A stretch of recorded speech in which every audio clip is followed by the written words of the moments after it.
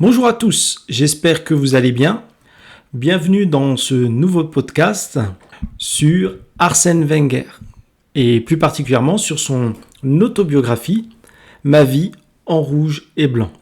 Je rajouterai un élément important, l'effet escalier. Alors, je vous expliquerai un peu plus tard ce que c'est l'effet escalier.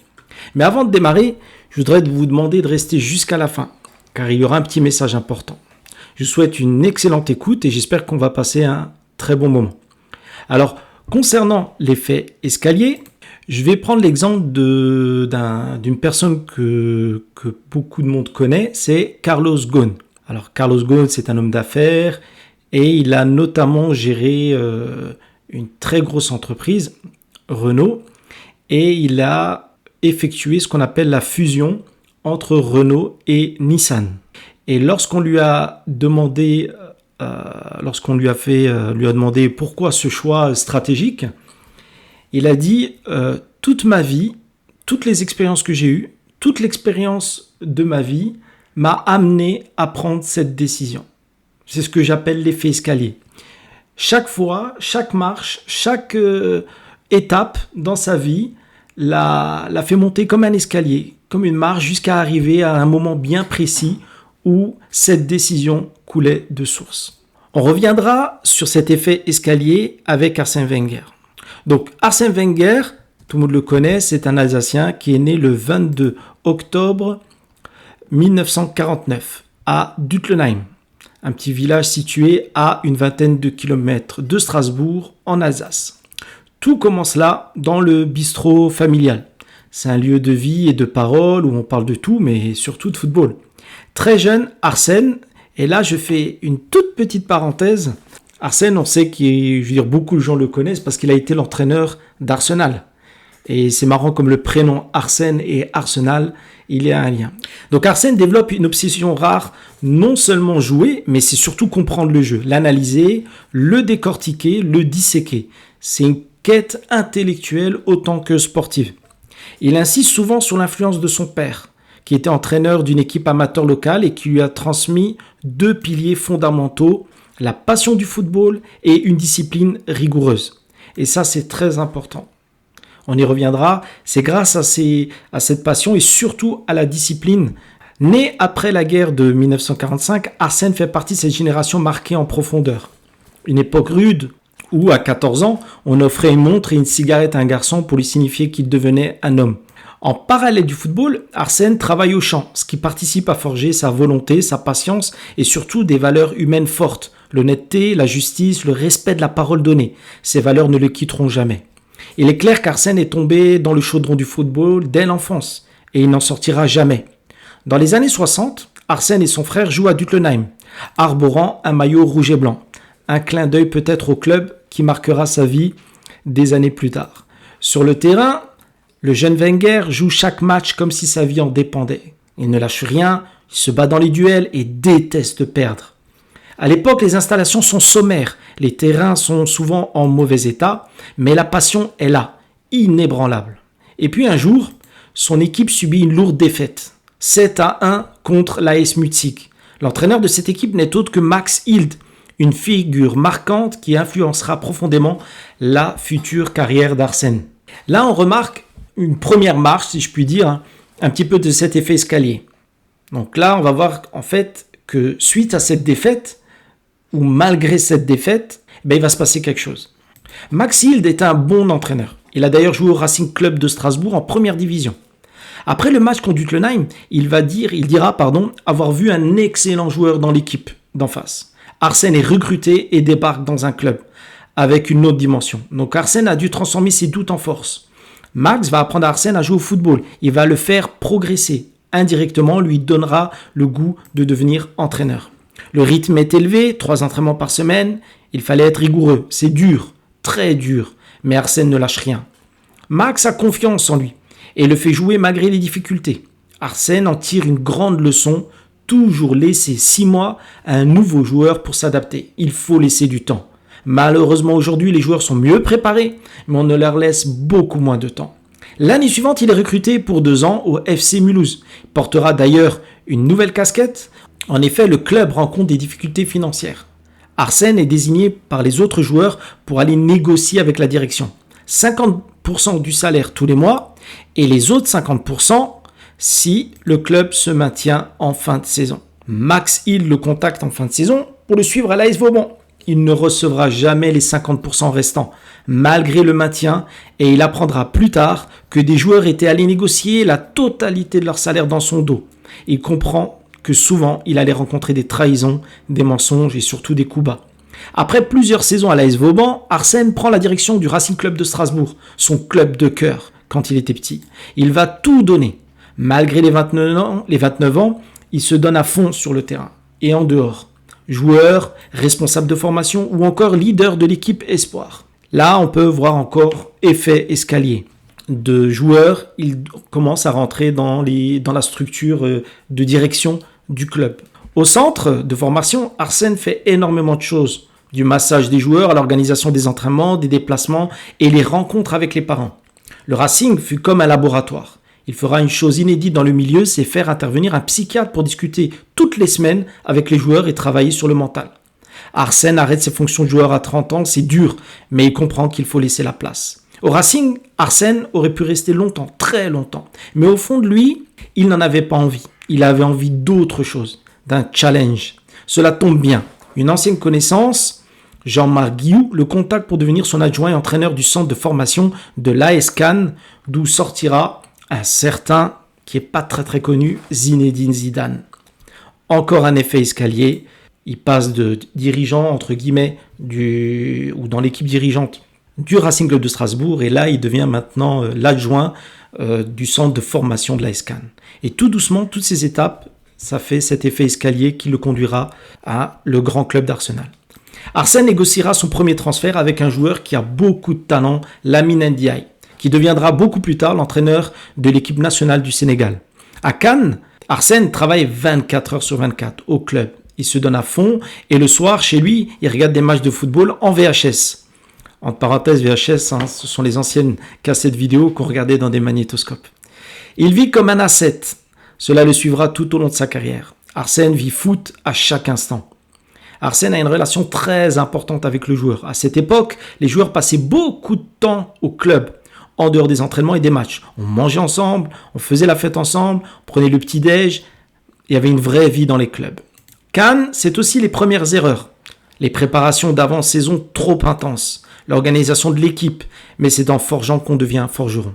Fin de saison, Arsène reçoit 2 propositions, Sochaux et Nancy. Il choisira Nancy.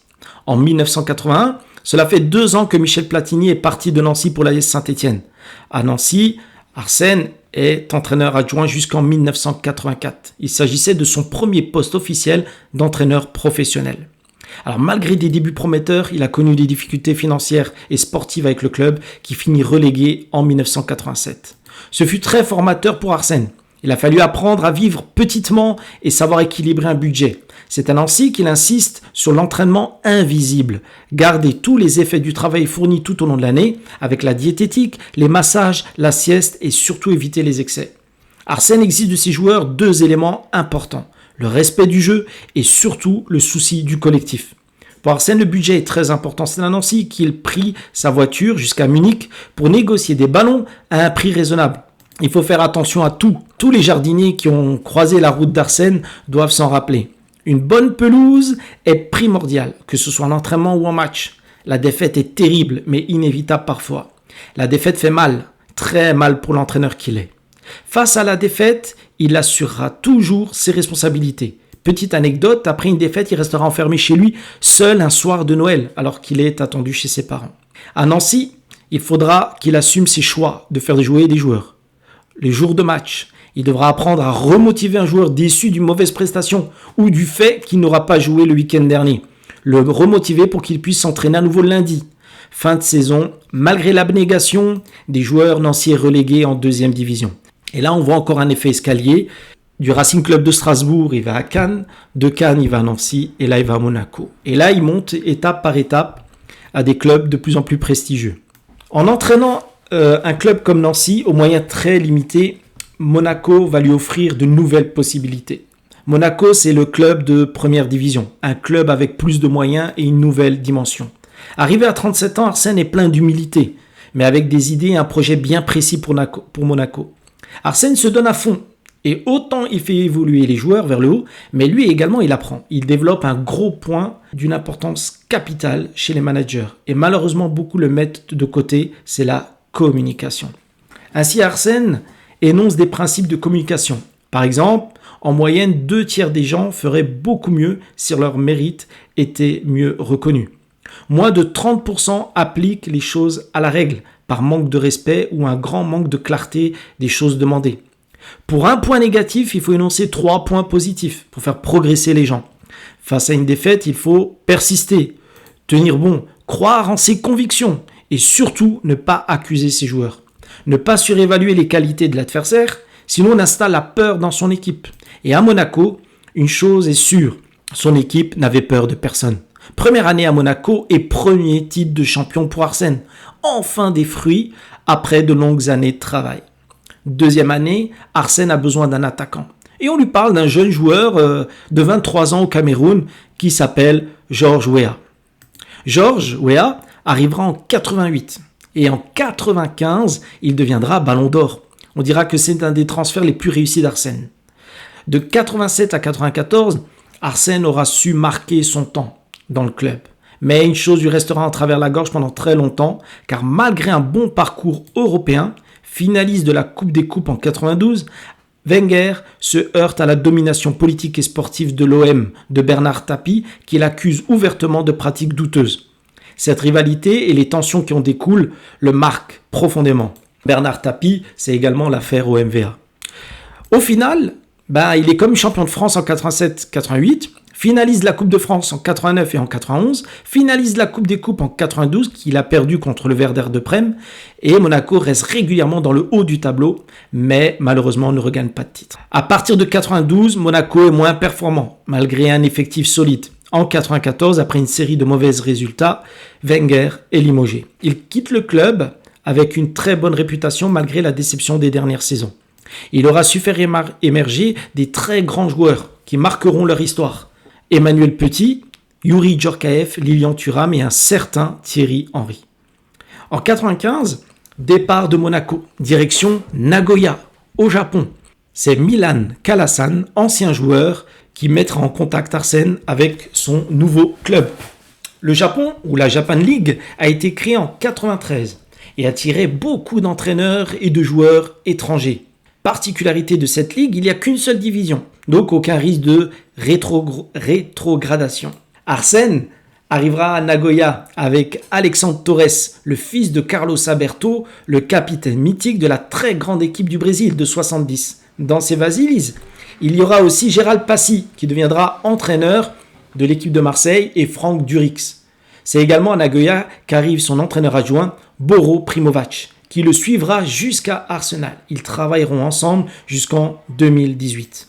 Malgré une pré-saison très prometteuse, le début est catastrophique. En 8 semaines de championnat, l'équipe ne totalise que 3 points, se retrouve à la 14e place. Réunion sommet, Arsène s'attend à être viré. Mais stupéfaction, c'est le traducteur qu'on va licencier, car c'est de sa faute. Si les consignes d'Arsène sont incomprises par les joueurs locaux, c'est parce que le traducteur, il traduit mal. Arsène se battra pour que le traducteur reste en place, en poste, et après de longs échanges avec les dirigeants, cela accepte. Les joueurs de l'équipe se donnent à fond. Ils ne déméritent pas, ils appliquent les consignes à la lettre. Et c'est peut-être ça le problème. Car à force d'agir comme le demande l'entraîneur, on ne laisse plus de place à la créativité et à l'initiative. Le manque d'initiative est souvent ce qui fait toute la différence dans un match. Arsène a dû aussi se remettre en question. Il n'est plus en Europe, il est au Japon dans un nouvel univers, dans une autre culture. Au Japon, Arsène ne lit rien sur lui. Il est hermétique aux propos positifs ou négatifs. Seul compte la réalité du terrain. Et à force de travail, l'équipe remonte jusqu'à la 2e place. On dirait aujourd'hui une remontada. Cela a soudé l'équipe et gagneront même la Coupe de l'Empereur, qui est l'équivalent de la Coupe de France.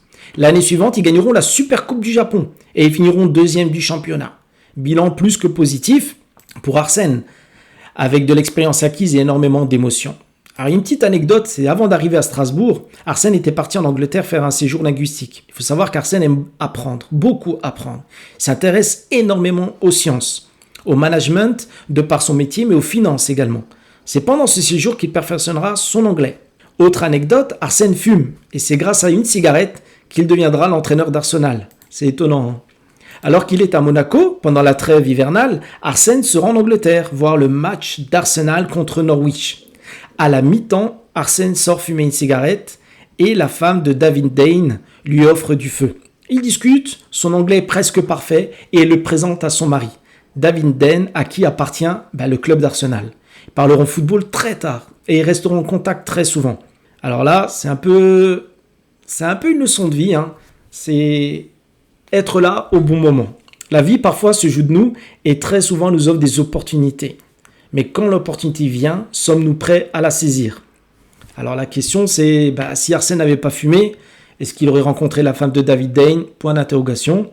Et si Arsène ne savait pas parler anglais, est-ce qu'il aurait pu communiquer? Est-ce qu'ils auraient passé autant de temps ensemble à discuter? Est-ce que David Dane lui aurait proposé plus tard de devenir l'entraîneur? Pas sûr. Donc quelque part, ça nous encourage à toujours essayer d'apprendre. Alors en 96, David Dane vient le chercher et il deviendra l'entraîneur d'Arsenal.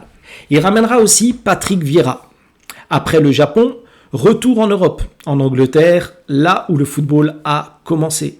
L'accueil est terrible. Les tabloïds anglais signent Arsène Who. Qui est Arsène? En effet, à cette époque, on peut les compter sur les doigts d'une main les entraîneurs étrangers dans le championnat anglais. C'est comme si un Anglais débarquait à Bordeaux et leur disait écoutez, moi je vais vous apprendre à faire du vin. À 47 ans, Arsène est plein de maturité footballistique. Malgré toutes les interrogations à son sujet, les hostilités, les mensonges, les allégations immondes, le harcèlement, il n'y a qu'une chose à faire, attendre. Faire le dos rond et montrer sur le terrain. Certains journalistes iront jusqu'à aller dans le sud de la France et questionner le fils de son épouse sur lui. Quelle folie! Très rapidement, Arsène tombe amoureux de ce club, de son histoire, de son identité et de ses traditions. Il dispose d'une équipe de gaillards solides à forte tête, souvent fils de familles modestes, où l'argent n'est pas leur motivation principale. Et cela change beaucoup de choses. Ils se battent pour l'amour du maillot et ça, Arsène, il adore. Arsène arrive avec de nouvelles méthodes. Changement de méthode, un entraînement, des repas en commun, de la diététique, préparation musculaire. Arsène a une grande ambition pour le club et cela commence par des infrastructures solides, de qualité et modernes. Arsène essaye d'être à la pointe. C'est pour cela qu'il fait intervenir les meilleurs dans leur domaine, pour le bien-être de l'équipe. Spécialiste en neurosciences, en diététique, psychologue, l'objectif de tout ce chamboulement est de hisser le jeu de l'équipe, de quitter le milieu de tableau et de chatouiller la première place. Après Vieira, Garde et Petit, Arsène fait signer Nicolas Anelka. Alors Nicolas Anelka est au PSG, mais à 17 ans, c'est pas évident de trouver sa place dans ce club. Il veut aller à Arsenal. Il arrive en février 97. Au début, c'est pas évident. Nouvelle équipe, nouvel environnement et surtout nouveau pays, avec une toute autre culture. Pour le dernier match de la saison, Arsène construit l'équipe sans lui. Nicolas est très déçu, au point de préparer ses valises et de rentrer définitivement chez lui. Arsène le rattrape à l'hôtel et ils ont une très longue discussion. Il l'encourage à progresser, à patienter et surtout à ne pas fuir devant la première grosse difficulté. Nicolas accepte de rester et finalement le jour du match, le joueur Paul Merson se blesse. Arsène fait rentrer Nicolas et il devient un des hommes du match et Arsenal gagne les 3 points. Ceci est une leçon de vie pour Nicolas, mais pour chacun d'entre nous. Parfois on pense que tout est plié d'avance, on baisse les bras, on abandonne et très souvent un événement se produit et tout est relancé. Ne jamais abandonner, ne jamais rien lâcher jusqu'à la fin. Pensez-y, hein. Arrive la saison 97-98, une éternité pour certains. Mais pour Arsène, c'est comme si c'était hier. La première saison complète pour le coach alsacien. Arsène s'installe pleinement dans le club. Il s'occupe de la construction du nouveau centre de formation, il s'occupe des recrutements, des transferts, des entraînements et des interventions avec chaque spécialiste auprès des joueurs. Au four et au moulin, Arsène ne compte pas les heures de travail, qui seront très souvent aux dépens de son épouse et de sa fille Léa. Mais quand on est aussi passionné et obsédé par son métier, il est difficile de concilier vie de famille et de travail. Ce fut une année extraordinaire pour Arsène, cette équipe de milieu de tableau qui gagne le titre, qui leur échappait depuis 7 ans. Et après le titre, il gagne la FA Cup. C'est donc le doublé pour sa première saison dans le club. Arsène est heureux, mais c'est aussi une revanche contre toutes les critiques. Ce coach étranger qui frappe fort dès sa première année au club. En 1999, en match de coupe, Sur un fait de jeu, Arsenal marque un but et remporte le match. Mais tout le monde est déçu par le manque de fair play. Aussitôt, Arsène demande l'annulation et a rejoué le match. On lui accorde et l'équipe d'Arsène gagne à nouveau, mais avec classe. Arsène recevra le prix du fair play. Gagner, oui, sûrement, mais avec des valeurs. Pour Arsène, c'est extrêmement important de gagner avec des valeurs et avec classe. En saison suivante, 99-2000, Nico Anelka part au Real de Madrid et Thierry Henry arrive de la Juve. C'est un gros coup pour Arsène. Thierry deviendra une icône du club en devenant le meilleur buteur du club. Saison suivante, Arsène fait venir Pires et Wiltord, deux excellents joueurs qui apporteront beaucoup au club. L'année d'après, nouveau titre pour Arsenal et nouveau trophée de la FA Cup en battant Chelsea. En 2002, Arsène débarque à la télévision en tant que commentateur. Il dira lui-même que parler en direct à la télévision l'a obligé à préciser sa pensée et à la transmettre aussi de manière cohérente et de la manière fluide. En saison 2002-2003, Arsenal finit deuxième, sans perdre aucun match à l'extérieur. La saison 2003-2004, c'est la folie, car c'est la saison des immortels, car ils vont enchaîner 49 matchs sans défaite. Arsène l'avait dit en conférence de presse, mais personne n'y croyait. Mais ils l'ont fait jusqu'au 24 octobre 2004. Ils perdent contre Manchester United. Le match finira en bagarre générale entre joueurs et entraîneurs. Le 14 février 2005, Arsène crée une polémique contre Crystal Palace. Malgré la victoire 5-1, car dans l'équipe d'Arsenal, il n'y a aucun Anglais, que des étrangers. Pour Arsène, c'est pas un problème. Les meilleurs jouent, ceux qui se donnent le plus à l'entraînement et ceux qui font le plus d'efforts pour le collectif. Le reste apporte peu. Mais pour la presse anglaise et les tabloïds, ils ne vont pas dans ce sens. Alors ce sont des belles années, mais les choses évoluent vite. Patrick Vieira, malheureusement, s'en va à la Juventus. Puis c'est au tour de Thierry Henry qui partira à Barcelone. Ou encore Pires à Villarreal. C'est difficile de perdre des joueurs qui ont remporté au club. Mais ces joueurs sont des compétiteurs. Ils veulent le Graal. Ils veulent la Ligue des Champions. Et malheureusement, ils savent que rester Arsenal, c'est abandonner ce rêve. On pourrait continuer encore longtemps avec la construction du nouveau stade, la finale de la Ligue des Champions perdue en 2006. Les années passent et financièrement, c'est très compliqué. Dû aux différents investissements sur plusieurs années, le club doit tenir bon et Arsène fait de son mieux. Les changements du board avec le départ de son ami David Dane et l'arrivée d'un oligarque russe témoignent du changement d'époque. Le club perd peu à peu de son âme, le business prend le pas sur les valeurs du club. À cette époque, beaucoup d'arrivées, beaucoup de transferts, Song, Nasri, Van Persie. Jusqu'en 2013, le club sort la tête de l'eau financièrement parlant, avec l'arrivée d'Ozil. Malgré cela, les résultats restent ternes, c'est compliqué. Et en 2018, après 1235 matchs officiels, je répète, 1235 matchs officiels, Arsène s'en va. Après 22 ans, à donner sans compter, la fin est dure, très dure. Arsène poursuivra sa route à la FIFA. Alors, quelques leçons qu'on pourrait tirer un peu du livre, c'est l'importance de la vision à long terme. En fait, Wenger, il insiste beaucoup sur la nécessité de bâtir avec patience. À Arsenal, il a misé sur la formation, l'innovation et la stabilité, souvent à contre-courant de l'immédiateté du football moderne. Autre point, c'est innover sans peur. Il a été l'un des premiers entraîneurs à introduire des méthodes nouvelles en Première Ligue. La diététique, les entraînements plus scientifiques, l'usage de la psychologie. Il montre que sortir des sentiers battus est souvent la clé du succès. Autre point, c'est la discipline et le travail constant. Derrière son calme apparent, Wenger est un acharné de travail. Il prône une rigueur absolue, tant sur le terrain que dans la gestion du club. Petite anecdote, il se lève à 5h du matin tous les jours et il fait 1 heure d'exercice physique. Le respect de l'humain avant tout. Il voit le joueur comme une personne et pas seulement comme un athlète. Il insiste sur la pédagogie, la confiance et le respect mutuel dans la relation entraîneur-joueur. Autre point, apprendre en permanence. Wenger lit beaucoup, voyage beaucoup, il observe. Il croit profondément que pour rester compétent, il faut rester curieux et ouvert aux nouvelles idées, quel que soit son âge. Dernier point, c'est la gestion de la pression et des critiques. En fait, le livre montre comment il a fait face aux critiques, parfois violentes, en restant fidèle à ses principes, sans céder à la facilité ni au mode passagère. Voilà, c'est terminé. J'espère que ça vous a plu. En tout cas, moi, j'ai pris beaucoup de plaisir à lire ce livre. Voilà, alors le petit message que j'avais demandé en début, de rester à la fin. Alors, je lance un appel, au cas où, on ne sait jamais, Si une personne parmi vous a un contact ou connaît Arsène Wenger ou peut lui transmettre ce message, on serait heureux de l'inviter dans notre établissement scolaire afin qu'il puisse nous donner faire une petite intervention et qu'on puisse échanger avec lui au Corbusier, à Illkirch, près de Strasbourg et près de Duttenheim. Voilà. Écoutez, moi je vous souhaite que du bon et beaucoup de bonheur et je vous dis à très bientôt pour un nouveau podcast. Ciao.